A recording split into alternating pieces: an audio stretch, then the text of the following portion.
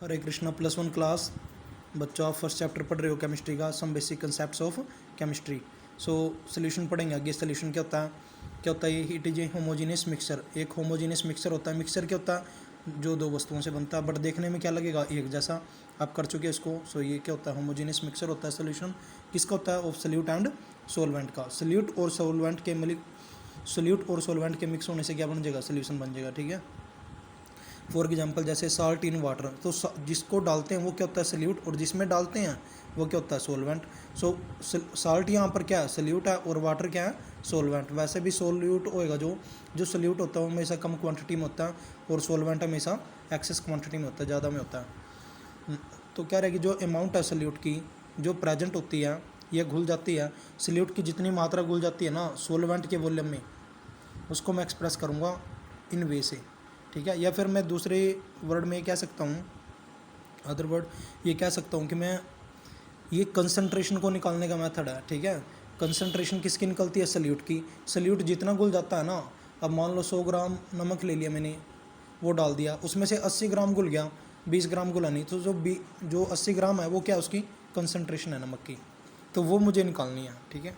सो निकालने के मेथड है ये, मास परसेंटेज, मोल फ्रैक्शन। आगे भी हम उनको नेक्स्ट वीडियो में करेंगे, पहले इन दो को पढ़ेंगे। मास परसेंटेज क्या होता है,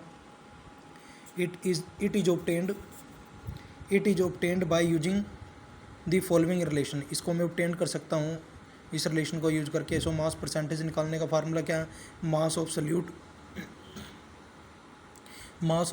to the mass of solution into में कितना आ जाएगा, 100, क्योंकि मुझे भार निकालना है, भार की परसेंटेज।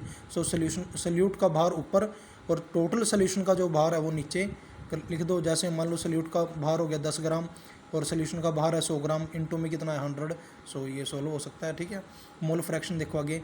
मोल फ्रैक्शन क्या होती है, मोल निकालने पड़ते हैं। मोल क्या होता है, आप मैंने जो पहले वीडियो बनाई थी उसमें आप पढ़ चुके हो मोल कंसेप्ट। ठीक है, जिसको एवोगैड्रो नंबर से भी रिप्रेजेंट किया था हमने। So it is the ratio, क्या होता है ये mole fraction, it is the ratio of number of moles of particular component, किसी एक कंपोनेंट के। पार्टिकुलर का मतलब चाहे सोल्यूट का निकाल लो चाहे सोलवेंट के, आप इसमें मोल फ्रैक्शन दोनों के निकाल सकते हो, किसी भी कंपोनेंट के, चाहे सोल्यूट हो चाहे वो सोलवेंट हो। सो रेशियो होती है किसकी, number of moles of one component के तो ऊपर रखूँगा to the total number of moles of all the solution, या ऑल दी कंपोनेंट के कहेंगे नीचे। सो एक कंपोनेंट्स के नंबर ऑफ मोल्स ऊपर है और टोटल के कहाँ जाएंगे, डिवाइड में आ जाएंगे। तो जैसे नंबर ऑफ मोल्स जैसे 1 वाले के तो ऊपर आ गए और टोटल नीचे आ जाएंगे, जैसे 2 वाले के ऊपर टोटल नीचे आ जाएंगे, N1 + N2। सो काई से रिप्रेजेंट करते हैं मोल फ्रैक्शन को, काई से। सोल्यूट के मोल फ्रैक्शन को किससे लिख दिया, काई1 से। सोलवेंट के मोल फ्रैक्शन को काई2 से लिख दिया। ठीक है। काई1 किसके बराबर रहेगा, काई1 क्या है, mole fraction of one component. One यहाँ पर सोल्यूट के ले लिया मैंने। सो क्या फार्मूला है, number of moles of one component to the total number of moles of all the component, जैसे N1 + N2 नीचे आ जाएगा। सिमिलरली किसके लिए होगा, 2 के लिए, ऐसे ही कर दो। सो काई1 काई2 को कंबाइन करो, कंबाइन होने पर ये इनको N1 / N1 + N2, ऐसे ये दोनों कंबाइन हो जाएंगे। सो इन कैल्शियम क्या आ जाएगा, N1 + N2।